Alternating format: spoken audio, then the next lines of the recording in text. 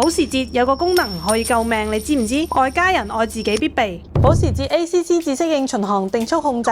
及主動車道保持輔助，可以自動跟車、自動剎車、自動轉彎。呢台 9YA 我哋已經幫佢裝好咗 ACC 及車道保持，今日會教大家如何正確使用 ACC 及車道保持功能。保時捷 ACC 基本上可以實現半自動化駕駛，操縱桿往上撥一下，開啟 ACC 功能，繼續向上撥可以調節巡航速度。如果前面有車，會跟住前車速度行駛；如果前面冇車，就保持設定速度行駛。操縱桿中間有一個撥片，可以調節跟車距離，新手可以將距離切遠少少，留多少少反應時間俾自己。注意睇方向盤同剎車、油門，我哋基本上唔使操縱，會自動根據駕駛路況而變化。